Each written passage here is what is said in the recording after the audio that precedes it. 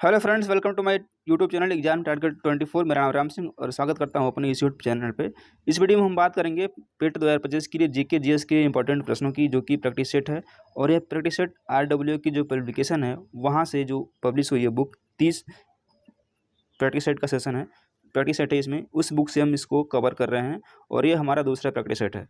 और एग्ज़ाम जो है सितंबर में आप मान के चलिए, और सितंबर में एग्ज़ाम डेट को मान करके आप अपनी तैयारी कंटिन्यू करिए। और प्रैक्टिस सेट अगर आपने बुक परचेस कर लिया तो अच्छी बात है, अगर नहीं किए तो हमारे साथ आप प्रैक्टिस कर सकते हैं। चलिए देखते हैं आज के इस सेशन का पहला क्वेश्चन और लेते हैं। और यदि आपने पहला प्रैक्टिस सेट नहीं देखा है तो आपको डिस्क्रिप्शन में लिंक मिलेगा, वहाँ से आप प्रैक्टिस सेट को कंप्लीट कर सकते हैं।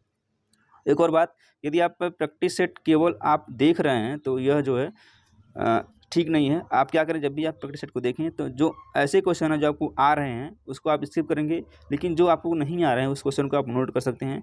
उसके साथ साथ कुछ इंपॉर्टेंट फैक्ट भी हैं, उसको भी आप नोट कर लेंगे, जिससे कि आपको आसानी होगी आगे रिविजन करने में। चलिए देखते हैं आज के सेशन का पहला क्वेश्चन। प्राचीन काल में कमकार शब्द का संबंध था किससे था? कर संग्रह अधिकारी, भूमिहीन खेतिहर मजदूर, कारीगर या फिर सुनार? तो इस समय जो था यह भूमिहीन खेतिहर मजदूरों से संबंधित था। कम्मकार, ऑप्शन नंबर बी करेक्ट है। और यह एक तमिल शब्द है। और जो कम्मकार थे इनको जो है मजदूरी की यानी कि खेतों में कार्य करने के बदले में या तो नगद या फिर किसी वस्तु के रूप में इनको भुगतान किया जाता था। तो इस तरह से बी ऑप्शन करेक्ट है। अगले क्वेश्चन पे आते हैं। सिकंदर ने भारतवर्ष पर आक्रमण किया था, कब किया था? 400 ईसा पूर्व, 126 ईसा पूर्व, 326 ईसा पूर्व या फिर 550 ईसा पूर्व? तो सिकंदर ने भारत पर आक्रमण 326 ईसा पूर्व में किया था। सी ऑप्शन क्या है, करेक्ट है। और सिकंदर के पिता का नाम फिलिप द्वितीय था। क्या था? फिलिप द्वितीय था। और सिकंदर के गुरु अरस्तु थे। सिकंदर ने भारत पर आक्रमण के समय सिकंदर के भारत पर आक्रमण के समय अ, मगध साम्राज्य यानी कि उत्तर भारत पर नंद वंश का शासन था। और सिकंदर की मृत्यु 323 कब हुई थी? 323 ईसा पूर्व में बेबीलोन नामक स्थान पर हो गई थी। तो कभी पूछे सिकंदर की मृत्यु कहाँ हुई थी, तो बेबीलोन नामक स्थान पर हुई थी। कहाँ, कब हुई थी? 323 ईसा पूर्व में। तो इस तरह से इसका ऑप्शन नंबर सी करेक्ट है। बढ़ते हैं अगले क्वेश्चन की तरफ। निम्नलिखित में से किस गुप्त शासक ने पश्चिमी क्षेत्रों में शकों को पराजित करके विक्रमादित्य की उपाधि धारण की थी? कुमारगुप्त प्रथम, समुद्रगुप्त, चंद्रगुप्त द्वितीय या फिर चंद्रगुप्त प्रथम? ये कौन थे? ये थे चंद्रगुप्त द्वितीय। सी ऑप्शन क्या हो जाएगा, करेक्ट हो जाएगा। देखिए चंद्रगुप्त द्वितीय की उपाधियाँ कई कई सारी उपाधियाँ हैं, जिसमें से क्या है, विक्रमांक, परम भागवत, ये उनकी उपाधियाँ हैं। और कुमारगुप्त प्रथम है, इनकी भी कई उपाधियाँ हैं। कौन कौन सी हैं? महेंद्रादित्य, श्री महेंद्र, ये इनकी उपाधियाँ हैं। ठीक है, चलिए अगले क्वेश्चन पे आते हैं। कृष्णदेव राय, जिन्होंने 1509 से 1529 तक विजयनगर पर शासन किया, किस राजवंश से संबंधित हैं? तुलु राजवंश, अराविडु राजवंश, सालू राजवंश या फिर संगम राजवंश? यह संबंधित है तुलु राजवंश से। ऑप्शन नंबर ए करेक्ट हो जाएगा। और विजयनगर साम्राज्य की स्थापना हरिहर और बुक्का नामक भाइयों ने की थी। कब की थी? 1336 ईस्वी में। किसकी? विजयनगर साम्राज्य की स्थापना 1336 ईस्वी में किसने किया था? हरिहर और बुक्का नामक दो भाइयों ने किया था। तथा तुलु वंश की स्थापना, यानी कि जब ये जो तुलु वंश है इसकी स्थापना वीर नरसिंह ने की थी। और कृष्णदेव राय का संबंध इसी तुलु वंश से था। यह मुगल सम्राट बाबर के समकालीन थे। कभी भी पूछ ले कि कृष्णदेव राय किसके समकालीन थे, तो यह मुगल सम्राट बाबर के समकालीन थे। ठीक है, इस तरह से इसका ऑप्शन नंबर ए करेक्ट है। प्रसिद्ध कलिंग युद्ध ने सम्राट अशोक को युद्ध छोड़ने और बौद्ध धर्म अपनाने के लिए प्रेरित किया था। यह युद्ध उड़ीसा में कब लड़ा गया था? 261 ईसा पूर्व, 262 ईसा पूर्व, 260 ईसा पूर्व या फिर 264 ईसा पूर्व? तो जो युद्ध था, जिस युद्ध ने सम्राट अशोक को युद्ध छोड़ने और बौद्ध धर्म अपनाने के लिए प्रेरित किया था, यह युद्ध था कौन सा युद्ध था? यह युद्ध था कलिंग का युद्ध। और कब लड़ा गया था? 261 ईसा पूर्व में लड़ा गया था। ऑप्शन नंबर ए करेक्ट है। और अशोक ने युद्ध छोड़ने तथा बौद्ध धर्म अपनाने का फैसला कलिंग युद्ध में हुए भयंकर नरसंहार को देखते हुए लिया था। कलिंग युद्ध सम्राट अशोक और कलिंग के राजा अनंत पद्मनाभन के मध्य हुआ था। इस युद्ध में सम्राट अशोक विजयी हुआ था। जिसका उल्लेख सम्राट अशोक के 13वें शिलालेख में वर्णित है। किसमें है? 13वें शिलालेख में वर्णित है इस युद्ध का वर्णन। अगले प्रश्न में आते हैं, अमृतसर की संधि पर किस वर्ष हस्ताक्षर किए गए थे? 1809, 1808, 1811 या फिर 1810? तो अमृतसर की जो संधि हुई थी 1809 में हुई थी। ऑप्शन नंबर ए करेक्ट हो जाएगा। किसके मध्य हुई थी? रणजीत सिंह एवं चार्ल्स मेटकाफ के मध्य हुई थी। किसके मध्य? रणजीत सिंह और चार्ल्स मेटकाफ के मध्य हुई थी अमृतसर की संधि। कब हुई थी? 1809 ईस्वी में हुई थी। अगले प्रश्न में आते हैं। दोस्तों उम्मीद करते हैं सेशन आपको पसंद आ रहा होगा। सेशन आपको पसंद आ रहा है तो वीडियो को लाइक जरूर करें, और यदि अभी तक आपने चैनल को सब्सक्राइब नहीं किया है तो सब्सक्राइब करके हमें मोटिवेट करें, जिससे कि हम और भी प्रैक्टिस सेट और भी सब्जेक्ट को ला सकें। चलिए, वंदे मातरम गीत निम्नलिखित में से किस लेखक ने अपने एक उपन्यास में उद्धृत किया है? वीर सिंह सलगांवकर, बंकिम चंद्र चट्टोपाध्याय, गुरुगम पेरियार या फिर लाल माखन सिंह? तो ये किया है बंकिम चंद्र चट्टोपाध्याय ने। ऑप्शन नंबर बी करेक्ट है। और जो इनका एक उपन्यास है आनंद मठ, बांग्ला भाषा में रचित है, और इसी उपन्यास की पृष्ठभूमि सन्यासी विद्रोह पर आधारित है। यानी कि जो आनंद मठ उपन्यास है किसका? बंकिम चंद्र चट्टोपाध्याय का। जो इसकी पृष्ठभूमि है वह सन्यासी विद्रोह पर आधारित है। इस तरह से इसका ऑप्शन नंबर बी करेक्ट हो जाएगा। कभी भी आपसे पूछ ले कि जो सन्यासी विद्रोह है वह उसकी पृष्ठभूमि किस उपन्यास पे है, तो वह है आनंद मठ। खान अब्दुल गफ्फार खान निम्न में से किस क्षेत्र में पश्तून पठान नेता थे? आज देख लेते हैं। संयुक्त प्रांत, उत्तर पश्चिमी सीमांत प्रांत, कुर्ग प्रांत या फिर मध्य प्रांत? तो ये जो थे ये थे उत्तर पश्चिमी सीमांत प्रांत। ऑप्शन नंबर बी करेक्ट हो जाएगा। अगले क्वेश्चन पे आते हैं। वेल्लोर में सिपाही विद्रोह किस वर्ष हुआ था? वेल्लोर में 1806 ईस्वी, 1856 ईस्वी, 1795 ईस्वी या फिर 1824 ईस्वी? तो यह जो हुआ था यह हुआ था 1806 ईस्वी में। ऑप्शन नंबर ए करेक्ट हो जाएगा। और वेल्लोर भी जो विद्रोह है इसको वेल्लोर या वेल्लोर क्रांति के नाम से भी जाना जाता है। यह ईस्ट इंडिया कंपनी के खिलाफ भारतीय सिपाहियों द्वारा, किसके द्वारा? भारतीय सिपाहियों द्वारा बड़े स्तर पर तथा हिंसक विद्रोह का पहला उदाहरण था, जो वर्ष 1857 के भारतीय विद्रोह से आधी सदी पहले हुआ था। ठीक है, चलिए अगले प्रश्न में आते हैं। अखिल भारतीय किसान सभा के पहले अध्यक्ष कौन थे? कौन सी सभा है? अखिल भारतीय किसान सभा। इसके पूछा जा रहा है कि इसके पहले अध्यक्ष कौन थे? पीसी जोशी, जयप्रकाश नारायण, आचार्य नरेंद्र देव या फिर स्वामी सहजानंद सरस्वती? तो ये थे Swami Sahajanand Saraswati. Option number D will be correct. चलिए अगले क्वेश्चन पे आते हैं। भारत के किस राज्य में झूम खेती को पामलू के नाम से जाना जाता है? किसको? झूम खेती को पामलू के नाम से जाना जाता है। उड़ीसा, आंध्र प्रदेश, मध्य प्रदेश या फिर मणिपुर? तो यह जो है मणिपुर में जो झूम खेती है उसको पामलू के नाम से जाना जाता है। इस तरह से डी विल बी करेक्ट। इसको कुछ व्याख्या देखते हैं और देखते हैं कि किस जगह की खेती को झूमी कृषि या किस नाम से जाना जाता है। चलिए देख लेते हैं। देखिए, उत्तर पूर्व राज्य में झूम या झूमी कृषि कहते हैं। मध्य प्रदेश व छत्तीसगढ़ में देप्पा, डहिया या बेवर कहते हैं। राजस्थान में वात्रा या वालतेर कहते हैं। आंध्र प्रदेश में पोंडू या पेंडा कहते हैं। मेघालय में बोगमा कहते हैं। और मणिपुर में क्या कहते हैं? पामलू कहते हैं। ठीक है। और झूम कृषि को स्लैश एंड बर्न कृषि भी कहा जाता है। यह एक आदिम कृषि पद्धति है। चलिए अगला क्वेश्चन लेते हैं। निम्न में से कौन सी जल संधि फारस की खाड़ी और ओमान की खाड़ी को आपस में जोड़ती है? जो संधियां हैं ये भी इंपॉर्टेंट है आपके एग्जाम के लिए। एक या दो क्वेश्चन यहाँ से बनते हैं। कौन सी संधि फारस की खाड़ी और ओमान की खाड़ी को आपस में जोड़ती है? मलक्का जल संधि, बाब अल मंदे जल संधि, हडसन जल संधि या फिर हॉर्मुज जल संधि? तो यह जो जल संधि है यह है हॉर्मुज जल संधि। D will be correct. And Hormuz जल संधि फारस की खाड़ी को ओमान की खाड़ी से जोड़ती है। यह जल संधि ईरान और ओमान के मध्य में स्थित है। यह भी आपसे पूछ सकता है कि जो हॉर्मुज जल संधि है वह किसके किसके मध्य है? तो ईरान और ओमान के मध्य में है। कौन सी? हॉर्मुज जल संधि। इस तरह से भी option will be correct. Now move to the next question. Mormugao बंदरगाह किस राज्य में स्थित है, या फिर इसको मारमागुआ भी कहते हैं। यह किस राज्य में स्थित है, आइए देख लेते हैं। महाराष्ट्र, गोवा, पश्चिम बंगाल या फिर तमिलनाडु। तो जो मारमागुआ बंदरगाह है यह गोवा में स्थित है, ऑप्शन नंबर बी करेक्ट है। कुछ बंदरगाह देख लेते हैं इंपॉर्टेंट, और वो किस राज्य में है। देखिए, पहला है मुंबई बंदरगाह, यह महाराष्ट्र में है। नहावा सेवा बंदरगाह, यह भी महाराष्ट्र में है। कांडला बंदरगाह गुजरात में है, और कोचीन बंदरगाह केरल में है। ठीक है।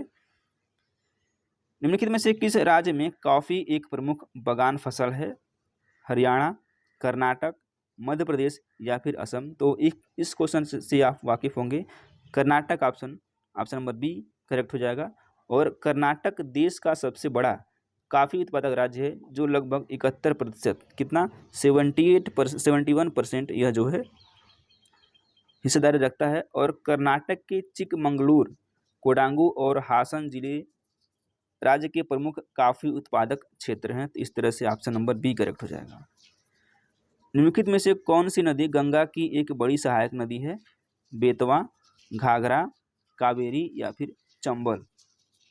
यह जो है घाघरा नदी है, ऑप्शन नंबर बी करेक्ट हो जाएगा। गंगा नदी गोमुख के निकट गंगोत्री ग्लेशियर से भागीरथी के रूप में निकलकर देवप्रयाग में अलकनंदा से मिलकर गंगा के रूप में बहती है। घाघरा नदी छपरा यानी कि बिहार के निकट गंगा में मिल जाती है। गंगा पश्चिम बंगाल में दो भागों में बढ़ जाती है, एक धारा हुगली नदी के रूप में तथा दूसरी धारा है वह भागीरथी के रूप में अलग हो जाती है। कहाँ से? पश्चिम बंगाल में। यानी कि जो गंगा है वो बंगाल में दो भागों में बढ़ जाती है। चलिए अगला क्वेश्चन लेते हैं। 1919 में अधिनियमित किस अधिनियम के द्वारा ब्रिटिश भारत के प्रांतों में द्वैध शासन प्रणाली का आरंभ किया गया था। भारत सरकार अधिनियम, वर्नाकुलर प्रेस अधिनियम या फिर रोलेक्ट एक्ट। यह जो हुआ था भारत सरकार अधिनियम 1919 के द्वारा हुआ था, ऑप्शन नंबर ए करेक्ट है। ठीक है, जिसमें प्रांतीय स्तर पर कार्यपालिका हेतु द्वैध शासन प्रणाली की शुरुआत की गई थी। और प्रांत में जो द्वैध शासन प्रणाली में 8 प्रांत जैसे कौन कौन से थे? बंगाल, बिहार, उड़ीसा, मध्य प्रांत, संयुक्त प्रांत, बॉम्बे, असम, मद्रास और पंजाब प्रांत शामिल थे। किस समय? उस समय 1919 के अधिनियम से जो प्रणाली लागू की थी उसमें। अगला क्वेश्चन लेते हैं। भारत के राष्ट्रीय प्रतीक पर उल्लिखित सत्यमेव जयते शब्द किस उपनिषद से लिया गया है? यानी कि प्रश्नोपनिषद, कठोपनिषद, मुंडक उपनिषद या फिर केनोपनिषद। तो यह लिया गया है किससे? आपको पता है, यह मुंडकोपनिषद से लिया गया है या फिर मुंडक उपनिषद से लिया गया है। सी ऑप्शन क्या हो जाएगा? करेक्ट हो जाएगा। देखते हैं कुछ। चलिए, भारत का राष्ट्रीय प्रतीक सारनाथ स्थित अशोक के सिंह स्तंभ की अनुकीर्ति है। सत्यमेव जयते भारत का राष्ट्रीय आदर्श वाक्य है। इसका अर्थ है सत्य की सदैव विजय होती है। क्या है इसका अर्थ? सत्य की सदैव विजय होती है, इसका अर्थ है। ठीक है, चलिए अगला क्वेश्चन लेते हैं। भारतीय संविधान के अनुच्छेद 36 से 51 संबंधित है डैश किससे संबंधित है? संघ, मौलिक कर्तव्यों, मौलिक अधिकारों या फिर राज्य की नीति निर्देशक सिद्धांतों। तो भारतीय संविधान में उल्लिखित जो अनुच्छेद 36 से 51 है यह संबंधित है राज्य के नीति निर्देशक तत्वों से। ऑप्शन नंबर डी क्या है? करेक्ट हो जाएगा। आइए देख लेते हैं। जो संविधान का भाग 2 है 5 से 11, कब कहाँ से कहाँ तक? 5 से 11 यह नागरिकता से संबंधित है।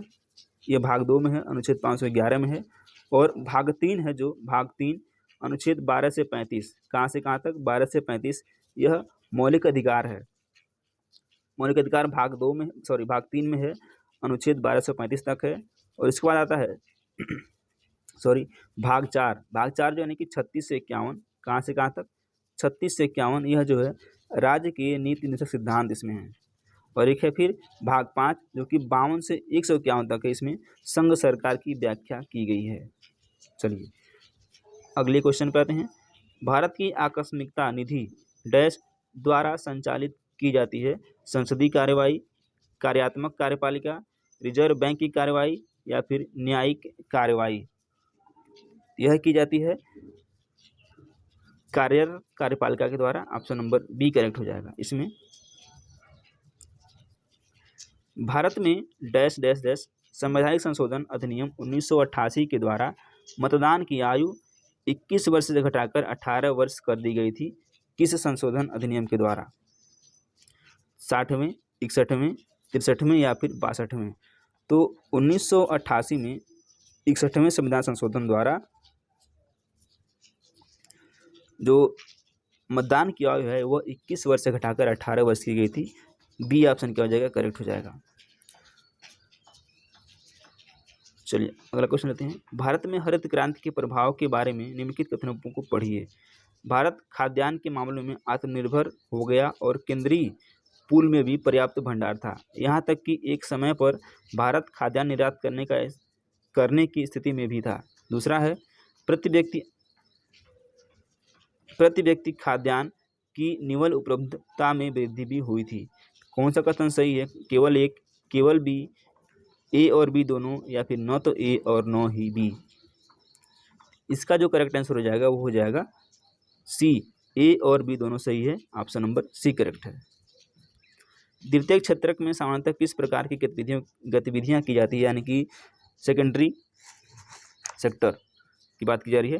इसमें जो होती है, देखिए, कच्चे माल से परिष्कृत उत्पाद तैयार करना, उद्योगों को सहायता सेवाएं प्रदान करना, प्राकृतिक संसाधनों का निष्कर्षण, या फिर फसलें उगाना और पशुधन पालना। इसमें जो है कच्चे माल से परिष्कृत उत्पाद तैयार करना, ए ऑप्शन क्या हो जाएगा? करेक्ट हो जाएगा। ठीक है।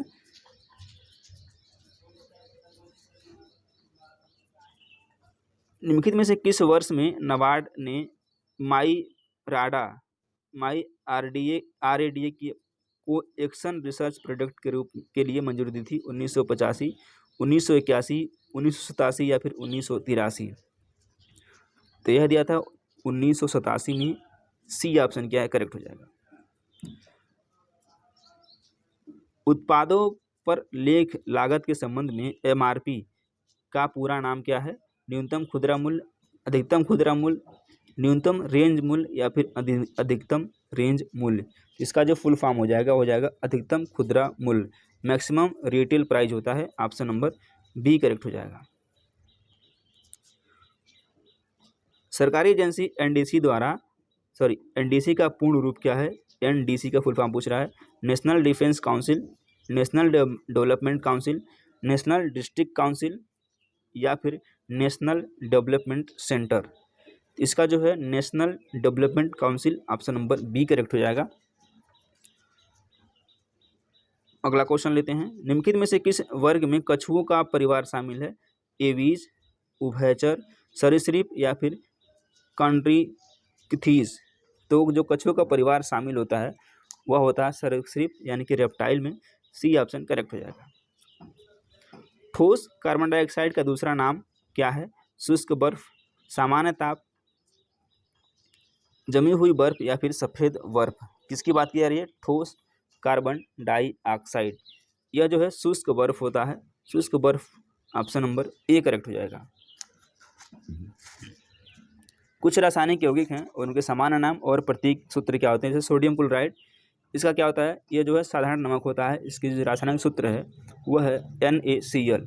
कैल्शियम कार्बोनेट, जिसको चाक बोलते हैं, यह CaCO3 होता है। अमोनियम क्लोराइड, जिसे नौसादर बोलते हैं, NH4Cl होता है। नाइट्रस ऑक्साइड, जिसे लाफिंग गैस भी कहते हैं, वह N2O होता है। मीथेन, जिसे मार्स गैस कहते हैं, इसका जो रासायनिक सूत्र है वह है CH4। विद्युत परिपथ में विभवांतर मापने के लिए प्रयुक्त मापक कहलाता है जाइरोस्कोप, थर्मामीटर, ओम मीटर, या फिर वोल्ट मीटर? यह वोल्ट मीटर होता है, ऑप्शन नंबर डी करेक्ट हो जाएगा। थर्मा जो मीटर होता है यह मानव के शरीर का तापमान मापा जाता है, और ओम मीटर जो है, ओम मीटर विद्युत प्रतिरोध को मापते हैं। अगला क्वेश्चन, इनमें से कौन सा जल में घुलनशील विटामिन है? Vitamin D, vitamin E, vitamin B1, या फिर विटामिन ए? तो जल में जो घुलनशील विटामिन है वह है vitamin B1, option number C correct हो जाएगा। और जल में घुलनशील विटामिन बी और सी होते हैं, और वसा में घुलनशील विटामिन ए, डी, ई और के होते हैं। विटामिन B1 है जो इसका रासायनिक नाम है वह है थायमीन है और इसकी कमी से बेरी-बेरी नामक रोग होता है। अगला क्वेश्चन, और इनमें से कौन रासायनिक ऊर्जा को विद्युत ऊर्जा में बदलता है? मोटर, डायनेमो, बैटरी या फिर जनरेटर? तो यह बैटरी है, ऑप्शन नंबर सी करेक्ट है। इस सेशन को यहीं तक रखते हैं और उम्मीद करते हैं कि सेशन आपको पसंद आया होगा। पसंद आता है तो वीडियो को लाइक ज़रूर करें और चैनल को सब्सक्राइब कीजिएगा। बहुत बहुत धन्यवाद।